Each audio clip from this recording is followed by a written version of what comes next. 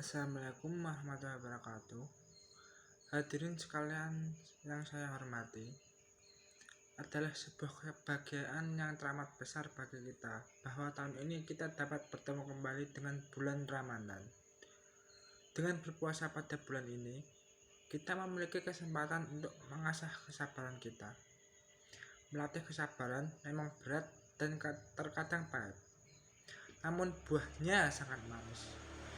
Allah Subhanahu wa Ta'ala berfirman dalam surat Al-Baqarah ayat 153.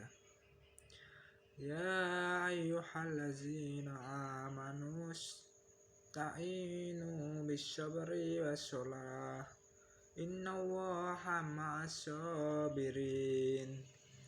Artinya, wahai orang-orang yang beriman, mohonlah pertolongan kepada Allah dengan sabar dan sholat. Sungguh, Allah beserta orang-orang yang sabar. Dalam ayat tersebut disebutkan bahwa Allah bersama orang-orang yang sabar. Apa yang lebih indah, apa yang lebih manis dari kebersamaan dengan Allah? Bahkan dalam surat Al-Imran ayat 146 Allah berfirman, Wallahu yuhibbus sabirin. Artinya, dan Allah mencintai orang-orang yang sabar. Bukankah sungguh manis jika kita dicintai oleh Allah? Apa sebenarnya sabar itu? Dalam bahasa Arab, secara bahasa, sabar berarti ridho, yang artinya mengikat. Tidak mudah untuk sabar, namun tentunya untuk mencapai tingkatan itu tidaklah mudah. Allah berfirman dalam surat Al-Baqarah ayat 45. A'udzu billahi minasyaitonir rajim. Bismillahirrahmanirrahim. Wasta'inu bisyabri wassalah. Wa innaha lakabirah ta illa 'alal khasiin. Artinya, dan mohonlah pertolongan kepada Allah dengan sabar dan sholat. Dan sholat itu sungguh berat, kecuali bagi orang-orang yang khusyuk. Mengapa berat? Karena sebagaimana arti bahasanya sendiri. Dalam bersabar, kita harus mampu menahan diri dan bertahan dari hal-hal yang menggoda kita, dari hal-hal yang tampaknya menyenangkan dan memberikan kenikmatan. Jika kita berkaca dari kisah Nabi Yusuf dan Al-Quran, setidaknya ada 3 jenis kesabaran yang harus kita asah, yaitu sabar menahan amarah, melawan godaan nafsu, dan menghadapi cobaan.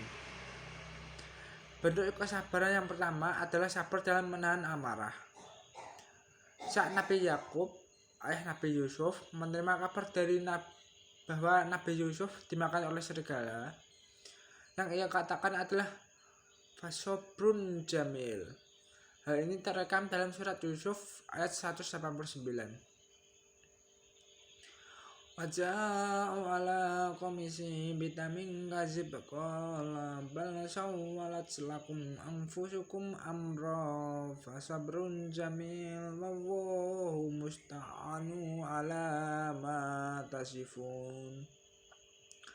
Artinya, dan mereka datang membawa baju gamisnya yang bermulan darah palsu.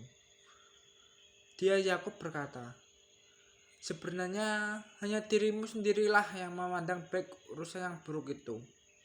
Maka hanya bersabar itulah yang terbaik bagiku. Dan kepada Allah saja memohon pertolongannya terhadap apa yang kamu ceritakan. Kesabaran menahan amarah juga ditunjukkan oleh Nabi Yusuf. Di penghujung kisah Nabi Yusuf, saat Nabi Yusuf telah menjadi orang besar dan para saudaranya yang dahulu kini meminta maaf padanya, beliau tidak memarahi ataupun mencaci maki.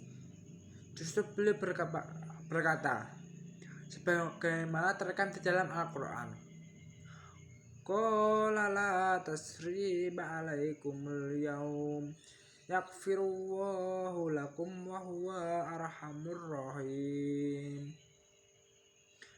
Dia Yusuf berkata, pada hari ini tidak ada tersaan terhadap kamu.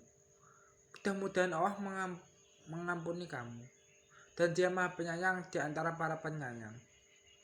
Bayangkan, bukan hanya tidak mencela, beliau bahkan mendoakan dan menghibur saudara-saudaranya tersebut.